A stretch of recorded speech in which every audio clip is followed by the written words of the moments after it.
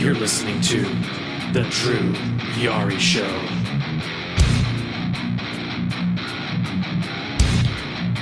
Drive!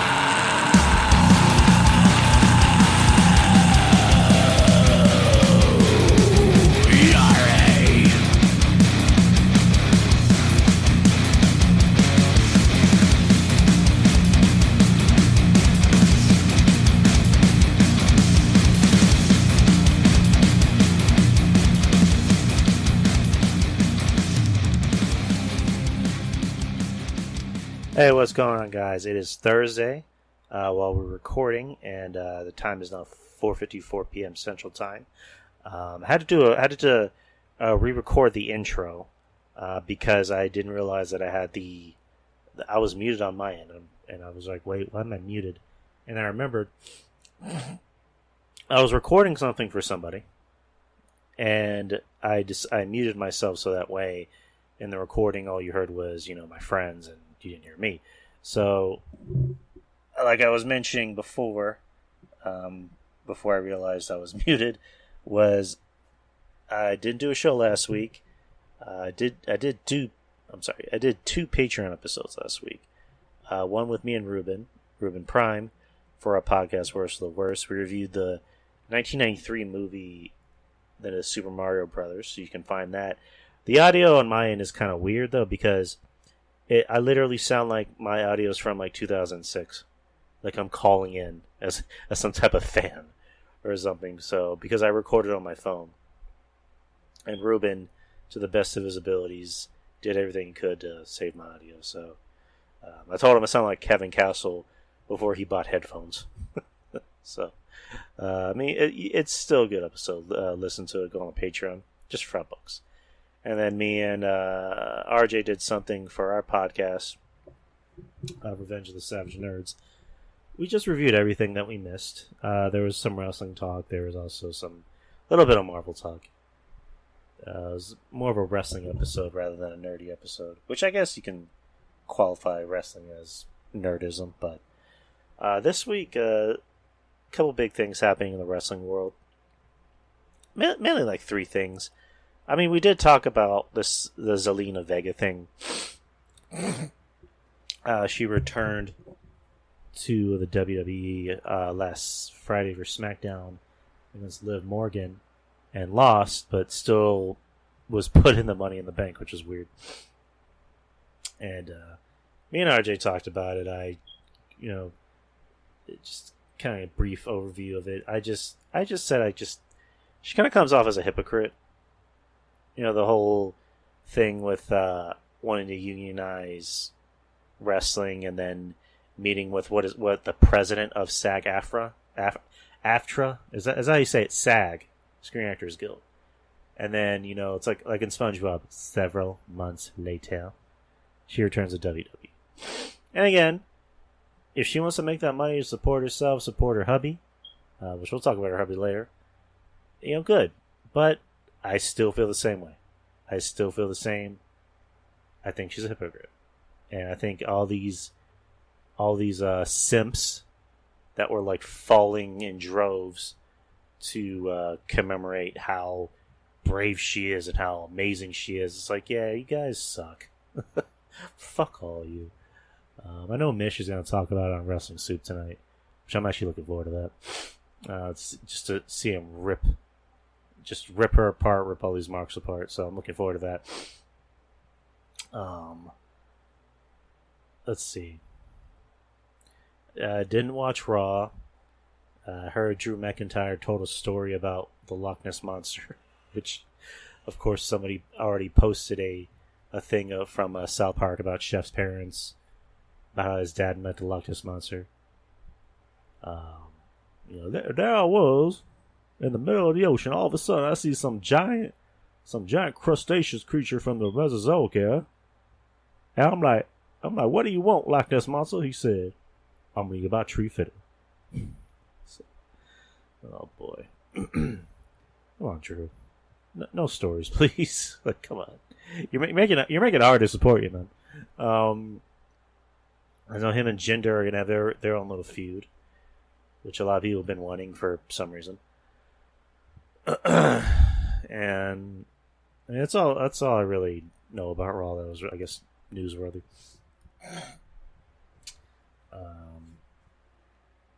I guess we can get into like the news of the day, or news of the week actually. So, on July 5th, which the Monday after 4th of July, Jimmy Uso, who goes or by his real name Jonathan Fatou, brother of Jey Uso and son of Rikishi, got his third DUI, and I was able to pull Aaron Rift from NoDQ.com was actually able to pull the actual police report from from Pensacola, Florida, from Officer William Roper. And I'm just going to read it. It's actually not too long. It's on July 5th, 2021 at approximately 22:35 hours, so that's 10:35 p.m. I was running radar in the area of Garden Street and I Street in my marked patrol vehicle. Okay. While running radar, I observed a white Dodge Charger with FL, license plate redacted, FL is Florida, traveling east on Garden Street in the inner lane. I measured the vehicle going 50 miles per hour. While catching up to the vehicle, I observed the vehicle run the red light at Garden Street and A Street. Due to the above listed circumstances, I conducted a traffic stop on the vehicle near the intersection of Garden Street and I don't know if that's Ruiz or Ruse Street. I approached the vehicle and made contact with the driver, later identified as Jonathan Fatou, and smelled the odor of an alcoholic beverage. After identifying Fatou, I returned to the vehicle and asked Fatou to get out of the vehicle. Fatou exited the vehicle and walked to the rear of the vehicle, swaying. I asked Fatou if he had consumed any alcohol that night, to which he advised redacted, which is obviously yes. During my investigation, I observed the following signs of impairment: strong smell of alcoholic beverage. Due to the above circumstances, I requested Fatou submit to... And this part is cut off for some reason. Hold on. Jesus Christ. Whatever. Well, that part was cut off for some reason. I don't even know why. During the HGN, Fatou was unable to keep his head still. I observed multiple signs of nystagmus. Fatou had difficulty maintaining balance and had difficulty in performing the walk and turn. During the one-legged stand, Fatou was unable to maintain balance and placed his foot down multiple times. Due to the above circumstances, I placed Fatou under arrest for DUI. Fatou was requested to submit to a lawful test of his breath to determine his alcoholic content. He refused to answer and implied consent was read. Fatou agreed to give a lawful test of breath after being read implied consent. I transported Fatou back to the Pensacola Police Department, where Officer Martinez, I'm not even going to read his badge number, a licensed breath test operator, performed the lawful test of Fatou's breath. Fatou breath tests resulted with a .202 and a .205. The legal limit, I think, was like .080, or I might be a little off on that, but goddamn. Fatou was issued a DUI citation. Fatou was issued uniform traffic citations, one for speeding and one for ran a red light. Fatou's vehicle was secured and left, legally parked on Garden Street eastbound near the intersection of Garden Street and Ruse Street. Fatou was transported to the Escambia County Jail. My department issued body camera and in-car camera were activated during this investigation. End quote. Jimmy. Like, this is his third DUI. Because I know he had 2 DUIs in 2019, one of which he was in the car with Naomi, and he actually got out and started, I guess, like, antagonizing the officer. Like, clearly there's a problem with this guy. and it seems clear to me there has to be enabling going on. Like, I don't know who's doing it. I mean, it could be Naomi. Maybe it is Naomi. Maybe there's something about their marriage that we don't know about. It could be his dad. Could be Jay. I mean, maybe Jay has problems we don't know about. Maybe it's family in general. I mean, I can't picture Roman doing that. Roman seems more straight-laced. He seems like he knows how to handle his alcohol, but doesn't do stupid shit. And how pissed does he have to be? It's like this guy just came back from a year-long injury, and he's featured in a big main event angle with his cousin, who's the top guy in the whole company right now, and he decides to pull this bullshit. For what? For what reason? Like, what did it accomplish? Like, WWE needs to take action. If I'm them, I suspend him for 5 months. 5 to 6 months without pay, and make him go to rehab. Make him go to rehab. He obviously has a problem. Like, he needs to hit rock bottom before he knows that this is serious. And I think at this point he already has. It's like, you're in a company that's paying you 6 digits to literally do nothing. But you know what? It wouldn't surprise me if they didn't do shit. It wouldn't surprise me if they let him back on TV. It really wouldn't, because WWE is weird. They fired Emma for stealing a cell phone case, and they still haven't allowed her back in the company. I mean, from what I heard, she had a bad attitude, but still. But it's just like Jimmy Uso has been working for this company for over a decade, and in the past 2 years, he's gotten 3 DUIs. Like, it's unfortunate. It's unfortunate, and it's just like, it's fucking nuts that they allow this to happen. They need to get him into rehab. I mean, look at what happened to Kurt Angle in TNA. Kurt Angle was getting these DUIs. Like, it almost seemed like he was getting a DUI at least like every 3 months, until he finally ran into a judge that didn't care he was famous, and he put his ass in jail. Jimmy Uso needs that. He needs to hit rock bottom. He needs to run into a judge that doesn't care that he's famous, and give him harsh treatment. Because what's gonna happen when fans come back and he decides to do this shit again? What happens when he runs over a kid, or a woman, or anybody? I like the Usos, but it's just, Jimmy, you need to stay out of trouble, dude. Get help. Like, know that you have a problem. And I want Roman to, like, get in his face and just, like, tell him what's what. It's like, dude, you're fucking up this angle. You're fucking with this company. You're fucking with this family. You need to get help. Like, he needs an intervention. I mean, granted, for all I know, he might have already had like a dozen interventions, and they still haven't done shit. So, I hope Jimmy gets the help he needs, and that he doesn't do shit like this anymore, because you're getting too old for this shit, dude. And what's the end game in doing it? So you can kill yourself? Like, come on. But, I guess that's the more lighthearted news. So let's move on to one of the 2 shows that was this week.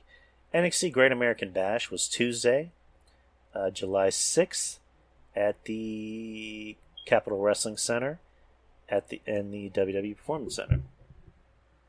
And the first match of the night was the NXT Tag Team Championships. You had MSK defending the tag championships against Tommaso Ciampa and Timothy Thatcher. I thought it was a good match to open the show. The 2 teams really seemed to mesh well together. MSK's whole thing is high flying. and chomp on Thatcher. Their whole bit is that they're ground and pound submission wrestlers. So it worked. Usually that directive works. It also helps when you have the right people in the ring, and in this case, it worked. I thought it was good psychology, good in-ring work. One thing I noticed is MSK has been getting booed a lot, and I can't really think of why.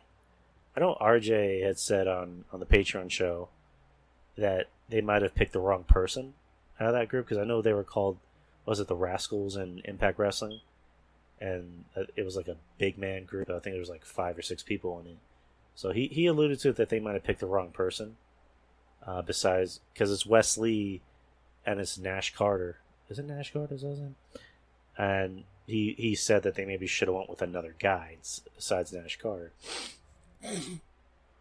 So I don't know. Maybe that's the issue. I don't know, because I like both guys. It's weird because they're the quintessential modern wrestling tag team. They do spots. That's it. That's literally it. They're a spot team, and how could the modern wrestling audience not like a spot team? I really don't get it. But good match. One thing for MSK, I don't know what can help them get over though. Like, can they turn heel? But then again, like, how would that work? Like, how would it work though? I really don't know. But for Ciampa and Thatcher, I don't know if they're going to keep that going, or if they're going to feud again, which doesn't really make any sense because they were already in a feud and then they became a tag team. So just be redundant. So I don't know, but great opening match, great tag team match. We move on to a segment. It was Karrion Kross and Johnny Gargano in a segment, which I already just said. So into this feud is that Gargano, he wants the NXT Championship. He doesn't like Kross. I think he told him in the promo, you suck, I expose you, blah blah blah. And then Kross just fired back and said, I'm gonna beat your ass. This isn't a comic book, dude. Like, I will beat your ass in the ring. So the match is made for next week with Samoa Joe as the special referee. I saw a lot of people on Twitter saying that Kross got owned. Like, how? I couldn't find anybody to give me an example as to how he got owned. The only thing I'm getting from these promos that Kross has with other people, like with Gargano or Adam Cole or Kyle O'Reilly, is that all their promos are literally, all they're just saying is, I'm better than you in the ring. How is that owning him? You're acting like Kross can't talk too. Kross can talk. He can back up his words. But I don't get the hate on Kross. I really don't. It's just, yeah, he doesn't do the flippy shit. He doesn't do the technical in-ring work. He's an old school wrestler. He's a throwback. He looks like an ass kicker. He talks like an ass kicker. He walks like an ass kicker. He wears a leather jacket. He rides a cool car, and he has a hot ass girlfriend. And people think he's boring, which is beyond me. But they'll look at Johnny Gargano and be like, that's a real man. Which, again, I don't hate Johnny Gargano. He's just not for me. I'm kind of past him. I mean, it's like we've been saying for a while. I know Joey Numbers touched on it. With Johnny Gargano, it's either shit or get off the pot. If you have nothing to do for this guy beyond NXT, then you might as well get rid of him. Like, I don't know, either make him a trainer or send him somewhere else. Because with NXT, a lot of the problems with NXT, one of the main problems with NXT is just like, we see the same guys every week. All we see is Johnny Gargano and Adam Cole and Kyle O'Reilly, and that's about it. And just a lot of the smaller guys, like Pete Dunne. All we see is the same guys every week. We need to see new blood. That's the point of developmental, is that once these guys are already past their prime with developmental, send them to the main roster. But again, it's just a thing of like, they don't have anything for these guys to do. Like Adam Cole, should probably be on SmackDown, if anything. Put Gargano on SmackDown. Put Pete Dunne on Raw, maybe. I don't know. But it's just like, if you have nothing for these guys to do, you should probably just let them go. Let the new guys say go. Let these new rising stars, what is it, the Rising Star Tournament? I want to see what those guys can do. One of those guys might be the next big thing. But, yeah, for these people to say Gargano owned Cross, oh, he burned him. It's like, how? Where did he burn him? How did he burn him? Because he said that he's a better wrestler? Like, I even see people that aren't even Cross fans that said the same thing. It's like, yeah, the whole I'm a better wrestler for you shtick is kind of getting old. And it's lame. And it's stupid as hell. Like, Cross has already proven that he can wrestle. You give Cross the right opponent, he's going to go out there and have a great match. Just like every other wrestler in the history of forever. Steve Austin. Did he have 5-star matches? No. But you put him in the ring with Bret Hart or Shawn Michaels or Undertaker, The Rock. Chris Benoit. Well, I don't know if I should say that. Chris Jericho. He's going to have great matches. Cross had great matches with Finn. Cross had a great match with Bronson Reed, which was like, it feels like I think it was a year ago at this point. He had a great match in the main event at In Your House. So Cross can have great matches. I mean, he needs the right dance partner, kind of like with Roman. Roman needs a good dance partner, just like everybody else needs a great dance partner. Not everybody's Roderick Strong who can do suplexes. Like, no, like everyone needs a good dance partner. Just come on. Next week, that's the main event. But, yep, I just want to see Cross just beat the fucking shit out of Gargano.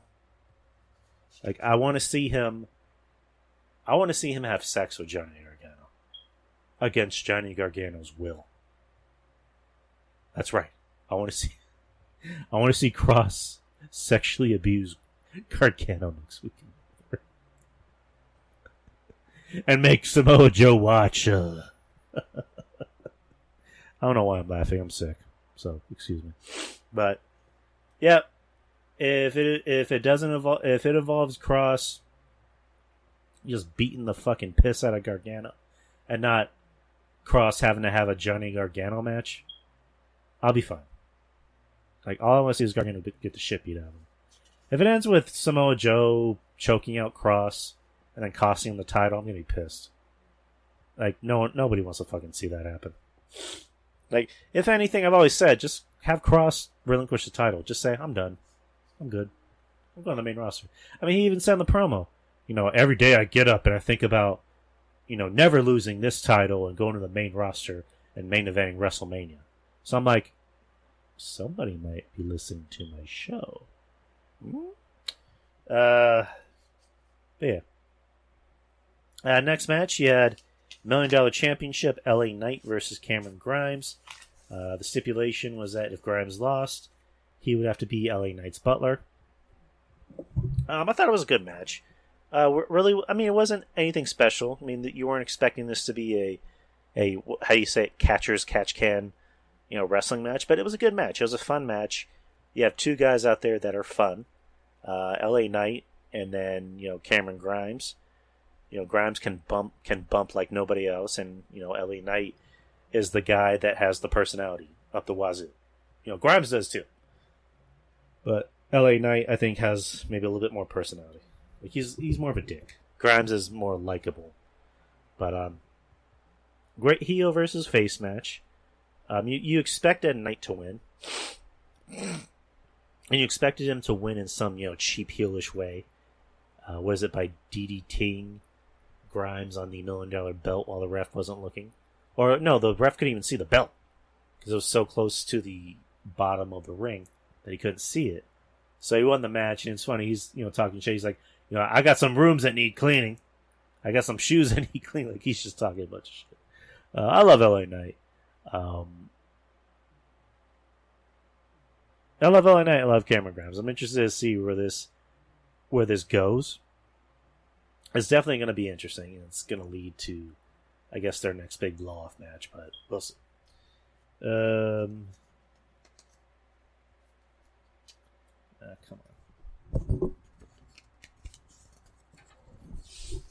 on. Next, you had the NXT Women's Championship match. NXT Women's Tag Team Championship match. You had The Way, which was Indy Hartwell and Candice LeRae versus Io Shirai and Zoe Stark. I mean, this match was what it was. I mean, it wasn't great, but it wasn't terrible, but it wasn't great. It was, decent. With the talent in the ring, as much a hard time as I give Candice LeRae, she can work. Io is great, and both of them had the task of carrying two very green talents. I'm talking about Indy and Zoe. Indy is very green. She's learning. She's having a little bit of personality. And she's kind of growing on me a little bit. Zoe Stark, I like. I just think she needs something. She needs a gimmick change. She needs a new outfit. Well, not a new outfit, but a new, new tights, new look.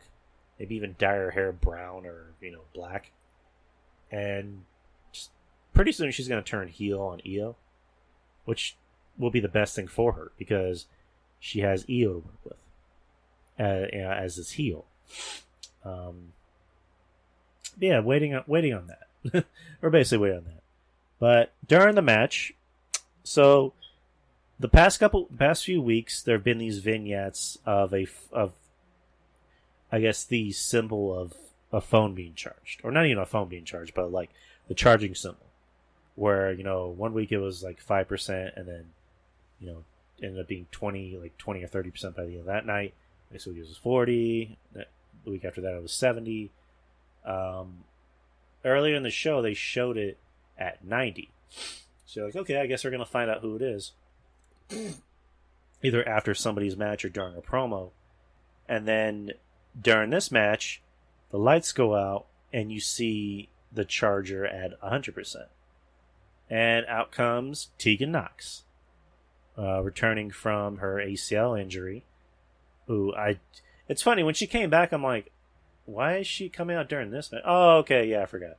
She had a feud with Candice LeRae. So Candice LeRae is looking shocked. And how did the match end?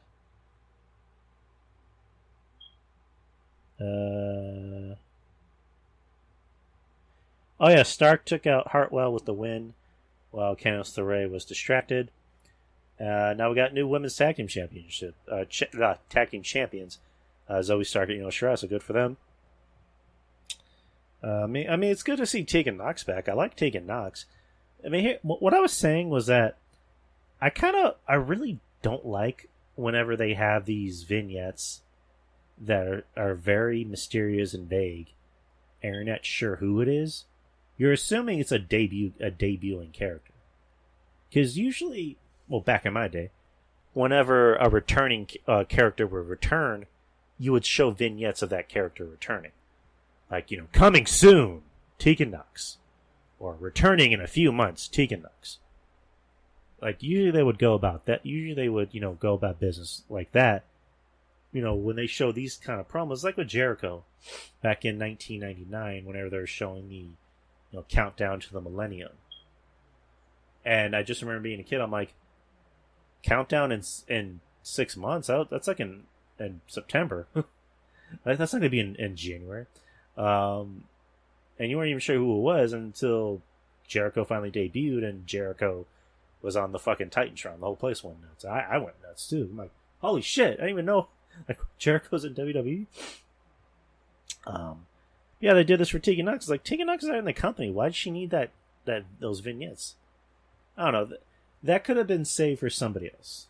But I don't know. I mean, it makes sense when you look at it because now she's 100% and she's back to wrestle. My only concern is that this girl has already been injured twice. Like, she's proven that she's very injury prone. So how do we know that she can stay healthy? I mean, I would like her to stay healthy. I'm not saying I want her to get hurt. It's just, the proof is in the pudding. She's very injury prone. But hey, it's good to see her back. Let's see, what's the next match? Hit Row enjoy a championship cipher. I don't know what the fuck that means. They basically just came out and rapped. Isaiah Swerve Scott is the new NXT North American champion. And yeah, they just came out and rapped. Yeah, that's what happened. They came out and rapped. Which, I don't know. I'm very 50-50 when it comes to Hit Row. Because I like Swerve. I think he's great. I'm glad he's being put in a more prominent spot on the card. I know RJ loves him. So we're both happy for him that he's being put in a big spot on the card. And that he's, they gave him a title. They gave him the North American title.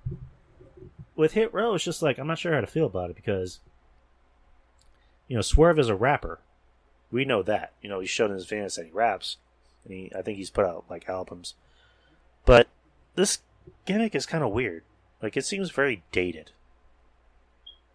It seems like something that would have came out, in 2005. I don't know, that's just me. But, and then who is the girl that looks like Jade Cargill? I always forget her name. What's her name? Bad B? Or B Bad? BB Bad? I don't really know what to make of her. I don't know if she's supposed to be a wrestler or what. I know the big guy is AJ on that show, Hidden Treasures. And the other guy, was it Ashanti Adonis? I don't know. I don't know how to feel about the gimmick. I honestly don't. But I like Swerve, so it's good to see him succeed. You have the main event, which is Kyle O'Reilly versus Adam Cole, Part 2. The last time they faced each other was at TakeOver Stand and Deliver, where Kyle O'Reilly won in a non-sanctioned match. And then this was Part 2. Here's the thing. It's I said it on Twitter. I don't know if it was just me, but I don't know. Something was kind of off about this match. I don't know if it's because I was tired or I just... Maybe I've just seen these two wrestle one too many times already. And I don't know. This match didn't really do it for me. There wasn't really anything I can say or I remember about this match. Adam Cole obviously won, and we already knew that. And judging by the way things are going, there's going to be a Part 3. There has to be a blow-off match at the next TakeOver. But, yeah, it's like I mentioned earlier before, we've seen these guys one too many times. We've seen Adam Cole. We've been watching Adam Cole for 4 years on NXT. Matter of fact, next month is going to be his 4th year in NXT. Same thing with Kyle O'Reilly. He's already been in NXT for 4 years. Just these guys shit or get off the pot. Adam Cole needs to be on the main roster. Kyle O'Reilly needs to be on the main roster already. Johnny Gargano, either put him on the main roster or don't. Send him home packing.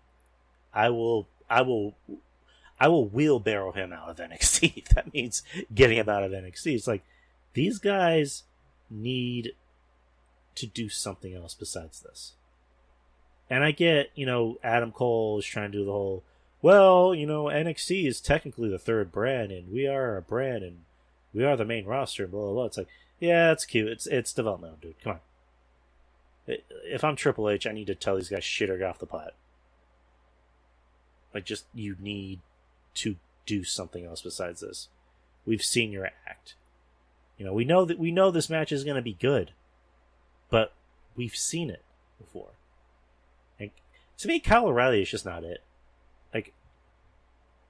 I know they're trying to... I think they're piping in chants for Kyle O'Reilly, but people were seemed to cheer for Adam Cole more.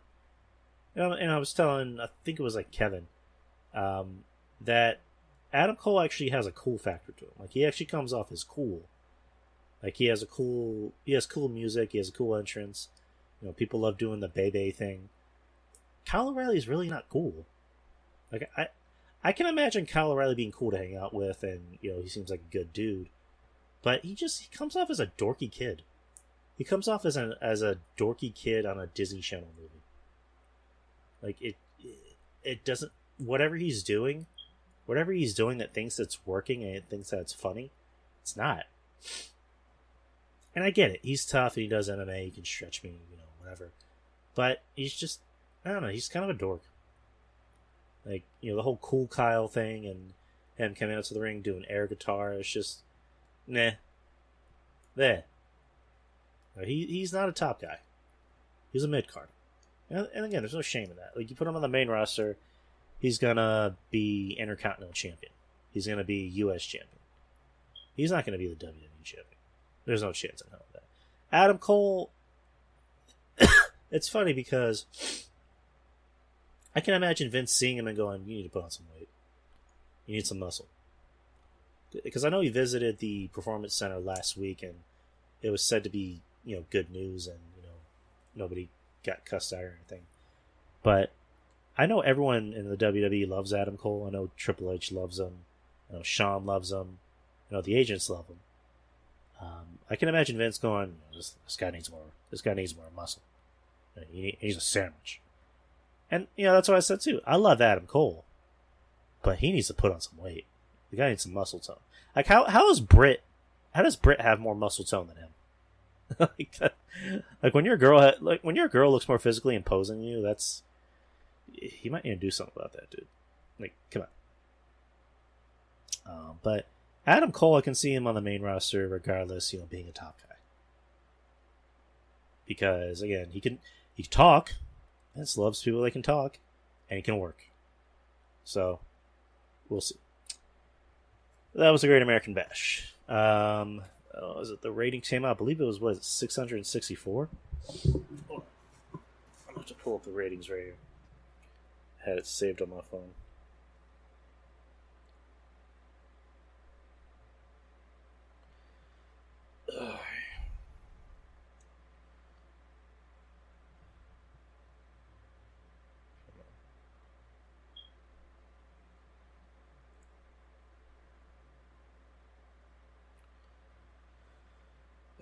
654.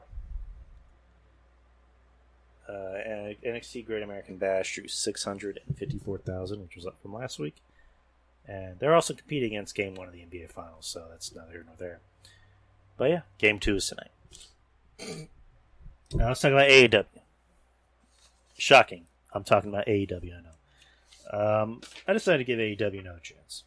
And this is going to be their first show back on the road. They're in Miami. And the first match of the night was Cody Rhodes versus QT Marshall in a Miami strat fight? Or street fight, or whatever you want to call it.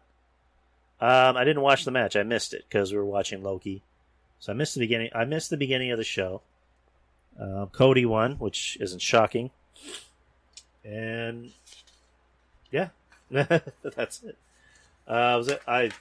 To my luck, I was able to catch the Kenny Omega interview. Kenny Omega comes out looking like Triple H from 2006, and then you have Don Callis, who I always call, Diet Paul Heyman. He's good on the mic, but he's just not as good as Paul Heyman. And he's not as interesting as Paul Heyman. He just kind of comes off as a sleazy asshole. Not to say that Paul Heyman isn't sleazy, but he's good sleaze. Don Callis is just sleaze. He comes out talking a bunch of shit, saying, that Kenny has beaten everybody. There's no one else for him to beat. Blah, blah, blah. And Kenny kind of says the same thing. The Dark Order comes out. Evil Uno, Jeff Littman's favorite, comes out and confronts Omega and says, give, Adam Page a title shot. Blah, blah, blah. Kenny Omega beats him up, and then the Good Brothers and Michael knock the fuck off, on television, came out and helped even the odds. Adam Page comes out and starts kicking a bunch of ass, starts beating up the Good Brothers, and him and Kenny Omega have a stare down, because I know they used to be, tag team champions and then they're best friends, blah, blah, blah. So that's more than likely going to be the main event of All Out, which is kind of you kind of knew that was coming from last year. Like, that was kind of the way you're going to build this matchup. I just wish they would have built it up a little sooner. But I don't know. It seems like they're kind of rushing things, but that's just how I feel. People can disagree with me if they want. What was the next match? You had the Pinnacle, which consisted of Wardlow and FTR, versus the Inner Circle, which consisted of Jake Hager, Santana, and Ortiz. Conan walked the Inner Circle out to the ring, and Tully Blanchard walked the Pinnacle out to the ring. I mean, good pacing. The match kind of went the way it should have. It didn't go too long, which I was surprised, because usually in AEW, every match always needs to be the main event, which in this case it wasn't. It was a reasonably timed match, with the Pinnacle coming out on top, which they should have. After the match, Conan hits Wardlow in the back of the head with something. I think it was like a sock full of pennies, or I don't know what the fuck it was. And then Tully Blanchard comes out and goes after one of Conan's legs, and he's out. So the Pinnacle go to the back, and that's it for this match. I mean, again, okay match. I'm kind of done with the whole Pinnacle and Inner Circle shit. Matter of fact, I'm done with the Inner Circle and the Pinnacle. Like, I don't want to see, like, factions are fine, but it's just like not everybody needs to be in a faction, because you're taking time from other people. Like, I want to see Wardlow do something. I obviously want to see MJF do something. I want to see FTR do something. I want to see Ortiz and Santana be the team that they should be, that we know they are. And I don't want to see Jake Hager on my television ever again.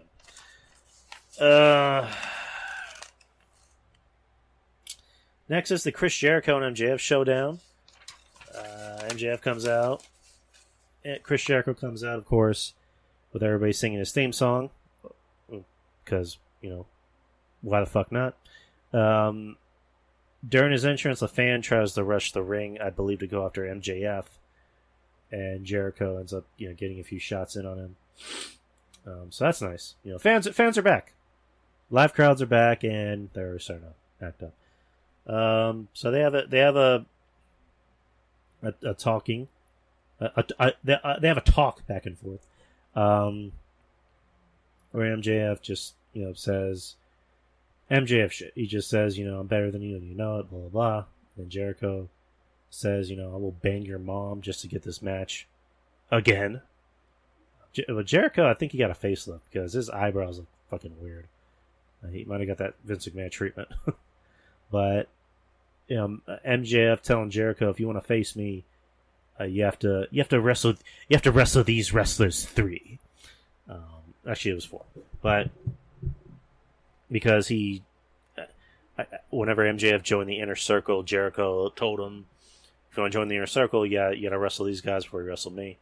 So MJF is going to do that. So he says, I'm going to choose 4 guys. I think was it 3 guys?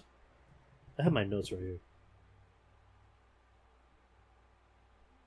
Yeah, 4. Yeah, 4 guys. You have to beat them continuously. I'm going to pick the stipulations. And then you will wrestle me at, I'm assuming, All Out. Like, this is where this feud is going to blow off at. And then, MJF says, you better shake my hand or the deal's off. Jericho shakes his hand and then gives him the Judas effect, which is a spinning forearm, which looked like shit. We're going to see Jericho wrestle 4 weeks in a row. That's going to be fun. That's going to be fun, kids. All I know is he better put over MJF. That's all I care about. Next, you have Matt Sydal versus the debut of Andrade I'm sorry, I'm fucking around. El Idolo, or what are you gonna call it? Andrade. I'm just gonna call him Andrade. Fuck it. I'm not gonna get sued for saying that. Decent debut. It was good to see Andrade wrestle again. Andrade coming out dressed like Black Mask from Batman. So that was pretty cool.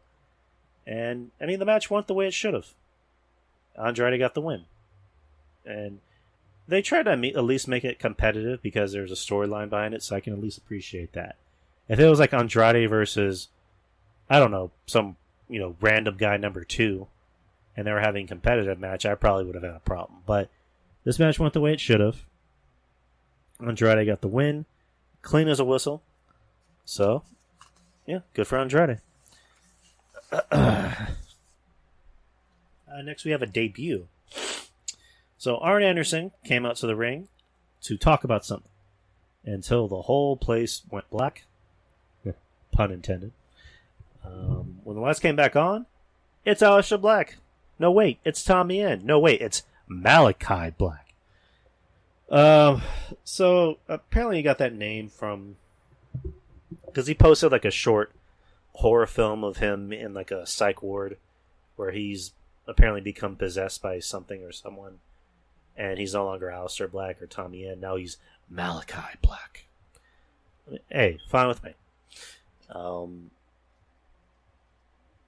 It sounds better than Tommy End personally because this guy's supposed to be the scary demon motherfucker, and it's like it's Tommy End. It sounds like a porn name, honestly. Yeah, Malachi Black. It's good to see that he's still, continuing the storyline of him losing his eye. So good for him. Good for Black for storyline continuity. So he kicks Arn Anderson in the face, gives him Black Mass. Cody comes out, and then he gives him Black Mass. So Black's going to feud with Cody, which I said it on Twitter. It got a lot of reactions. Are we expecting Cody to come out and talk about the evil man, the evil black man? I shouldn't say black man. the evil dark man. I shouldn't even say that either. That is corrupting our children's minds with this satanic. Matter of fact, let me do a better Cody impression. I got to save our youth against that evil Malachi Black because he's trying to poison our young souls' minds with this evil devil worshiper. And I have to fight the devil with God and Jesus, for I am a man of the Lord. I sounded more like Dusty than Cody. I don't know, whatever. I'm bad at impressions. But, yeah. Cody better do the right thing and put him over. That's all I have to say. If Cody does not put Black over, I am not watching this fucking show anymore. And I'm dead serious.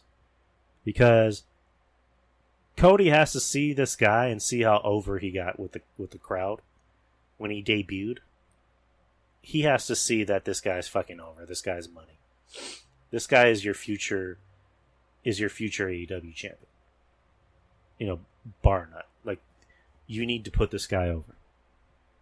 Don't even think twice about it. Put him over. Matter of fact, shouldn't Cody be taking time off pretty soon? I mean, he just had a kid, and doesn't he have like a TV show or something? Just put him over. Put him over, Cody. Do the right thing. Don't fuck up like you did with Lance Archer. Don't fuck up like you did with Anthony Ogogo, which I think Anthony Ogogo sucks, but that's just my opinion. Just put the guy over. That's all I gotta say. Put him over. Do the right thing. Yeah, good for Malachi Black. Good for Aleister Black. Good for Tommy End. Whatever his name is.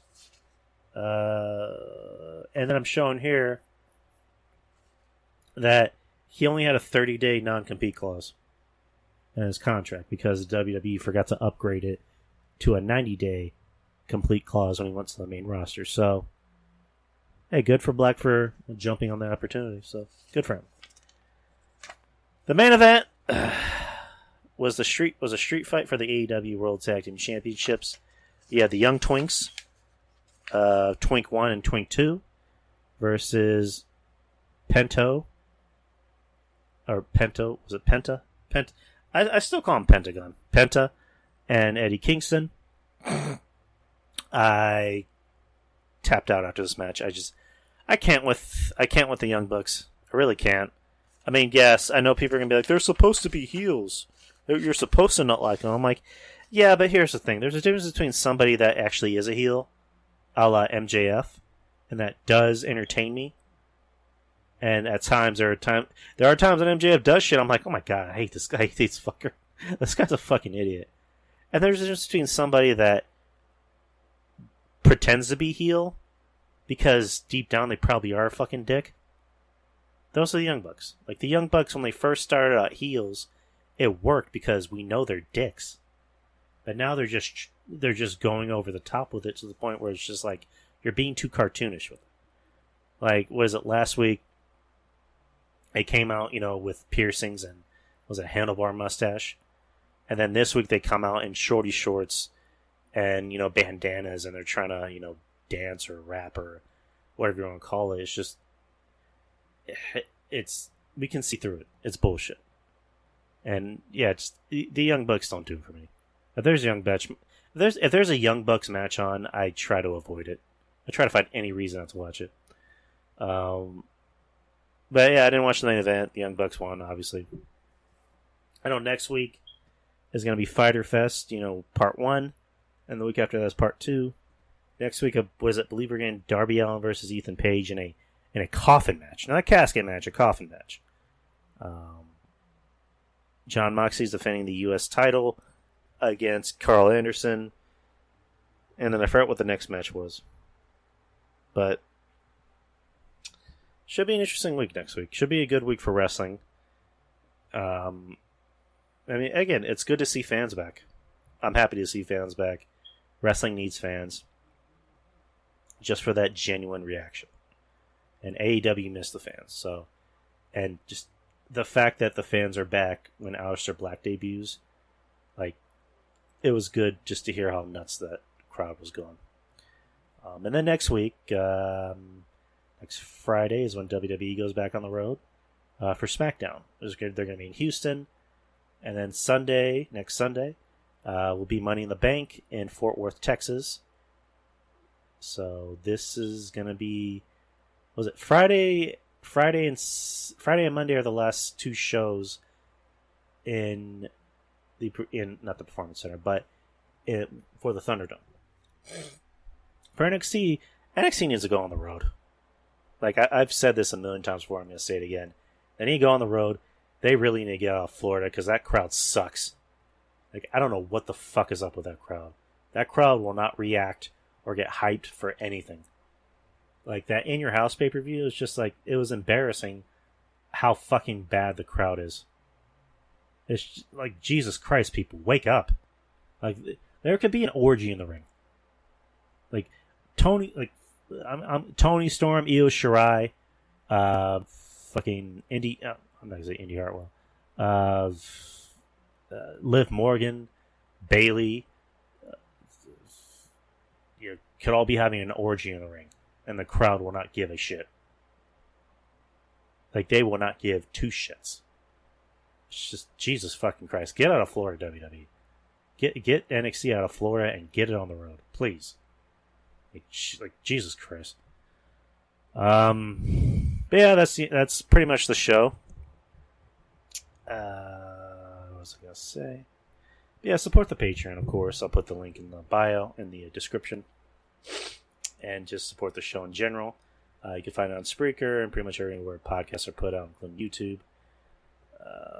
And then shout out to everybody else. Wrestling Soup, of course. I'm going to have a show today at 6:30. I'm looking forward to that. Kevin Castle, he has a page. He's on the DTKC Patreon, so you can find him there, along with Trez. He also has his own show. He's back in the mainstream with Baseball Chicky. It's called Castle and Chicky Podcast Adventures, which is on the Rational Rage Network. Who's also on the Rational Rage Network is Jeff Lippman with Garden of Doom. You can also find his other podcast, Hammerlock Hangover, an unpopular review. So the guy's a busy man. The guy's a very busy man. You can also find him with me on our Patreon. It's called From My Lips to Your Ears, where we just talk shit. Support RJ, of course. My boy RJ, my little brother. You can find his podcast, RJ and the Brooklyn Savages, anywhere and everywhere. He kind of technically has his own, podcast network, because he did a show with somebody named SJ, who I've never heard before. It was actually a very good show. I liked it. I thought it was very good. So support RJ, support SJ as well. Shout out to SJ. He's also on my Patreon, or on our Patreon, Revenge of the Savage Nerds, where we just talk shit. We talk about the kind of nerdy shit we like. Of course, Brother Monty, you can find his podcast anywhere and everywhere. Texas Podcast Massacre for horror fans out there. Breaking the Apocalypse. Support their Patreon. John Draper, Bisho, Brian Shaheen. False Count Radio with Andrew Carlick, the Clark Street Wrestling Podcast. You can find them anywhere. Wrestle Bread with JC, or not JC, JD. Wrestle Court with Wrestling Court with Julian, Cannon, and Rob. You can find them anywhere. And trying to remember if there's anyone else I'm forgetting about.